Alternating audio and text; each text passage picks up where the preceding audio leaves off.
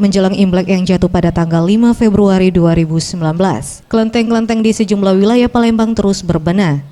Selain pembersihan tempat berdoa, juga perlengkapan lain seperti dupa, lilin besar, dan lampion. Pembersihan tampak dilakukan di kelenteng Dewi Kwan Im Chandra Nadi.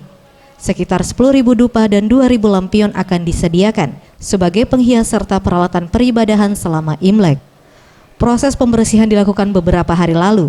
Sebanyak 19 altar mulai dibersihkan. Hal ini dijelaskan Humas Majelis Rohaniawan Tridharma Indonesia Sumatera Selatan Harun. Ia mengungkapkan, diprediksi puncak kunjungan akan mencapai 10.000 jamaah yang berasal dari kota Palembang maupun dari luar negeri.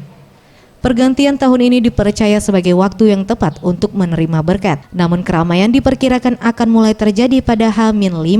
Selain itu, panitia akan menyediakan 3 kapal yang siap beroperasi secara gratis untuk mengantar jamaah ke kelenteng yang berada di Pulau Kemarau. Jadi untuk Imlek ini adalah saatnya kita ngomongin syarat dengan ritual ya.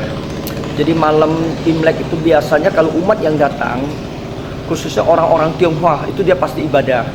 Dia prediksi kita lebih dari 10.000 lah, tapi sporadis, tidak sekaligus. Jadi mulainya dari malam Imlek sampai besok sorenya, Imlek sorenya.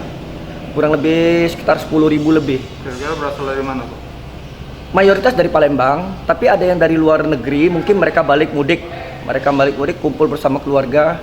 Mungkin juga mereka ngajak teman-temannya juga datang ke sini untuk lihat perkembangan Imlek di Sumatera Selatan di Palembang. Ia pun menambahkan, Imlek merupakan refleksi dan introspeksi diri selama setahun terakhir. Ia pun berharap dengan kedatangan tahun baru Imlek, kerukunan umat beragama terutama di Sumatera Selatan selalu utuh dan keutuhan NKRI semakin ditingkatkan lagi.